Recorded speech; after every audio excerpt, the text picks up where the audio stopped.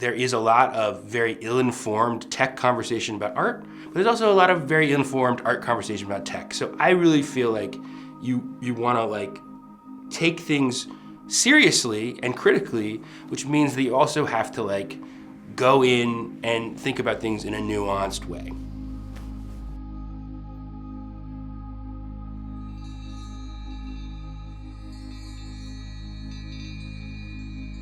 What was going on in digital culture 10 years ago in art, or 15 years ago in art that was interesting? Someone who felt like he was really speaking to the moment at that time was an artist named Corey Archangel. One of the first things that I remember when I came to New York, the first like indie buzzy shows I remember seeing is this show where he took the clouds from the background of the Super Mario Brothers game and he showed them as an art installation in an abstracted sense. People like myself had grown up playing Nintendo games, and that relationship you had to digital culture was there to be activated by artists in critical ways and pop art ways.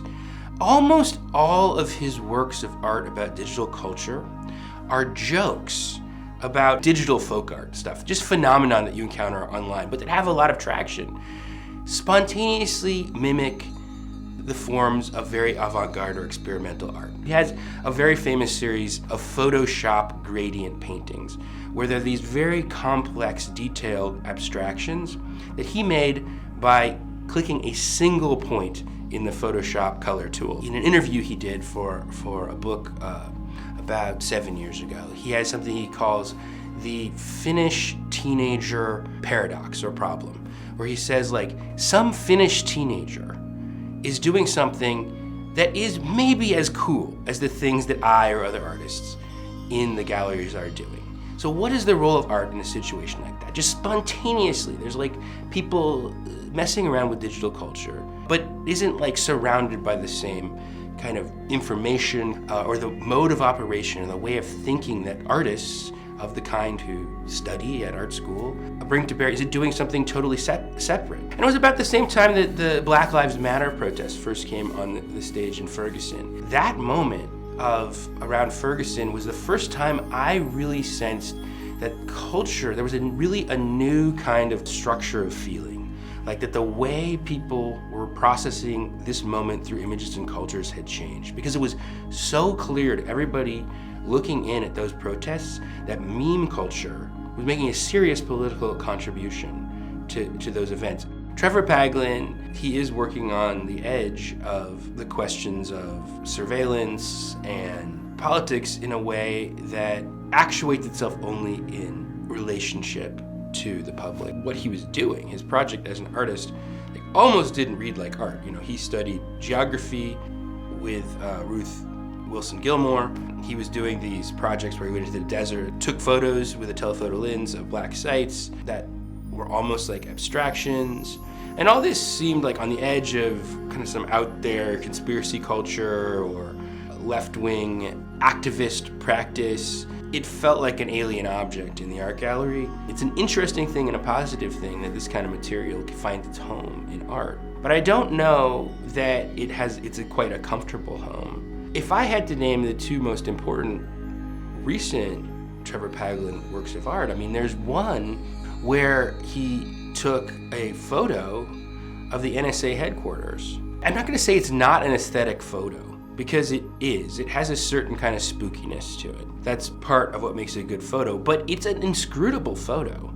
You know, it doesn't show you the inner workings of this thing. It's a photo whose importance is it is a real image of something you don't see. ImageNet Roulette, the project he did with Kate Crawford, where they looked at the training data for facial recognition and then found all this kind of like junk labeling that had gone on in there. They included racist stuff, sexist stuff, that was helping you see how machines saw you, was very important public intervention.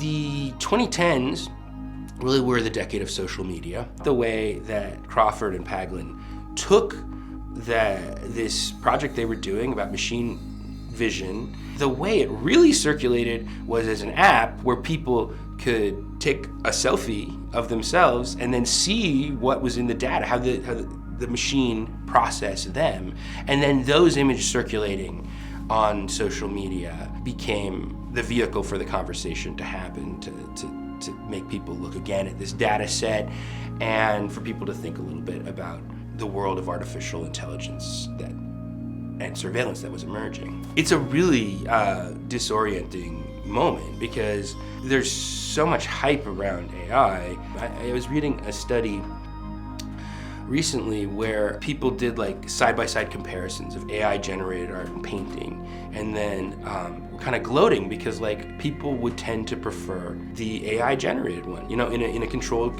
studio experience, in a blind studio, two JPEGs face-to-face. Well, that's a significant result in a certain controlled setting, but it doesn't have much to do with like what I think about art being, you know, in terms of, I mean, most obviously the actual in-person experience of an object in a space, but really in terms of like the historical reality of art objects. I mean, you don't actually connect with things just on the level of, I find this superficially pleasing. There's like 100 years of art practice and art theory that has nothing to do with that. That is about conceptual art, like storytelling and manipulation of ideas. It's about violating norms and conventions, and above all, about the communities that form around things. The communities that form around art objects, the communities they connect you to, the symbolic knowledge and forms of connoisseurship that you acquire and that give you pleasure as you exercise looking at things. Part of the pleasure is exercising a knowledge of that history. And so I think that the skills you learn in art school as an artist are partly about art production and learning the tools of the trade and figuring out how to make an interesting image, but they're partly community building. They're partly finding your aesthetic community, finding the people who do interesting things like you, building up a sense of connection to the past and the future, and that skill is going to be more relevant than ever.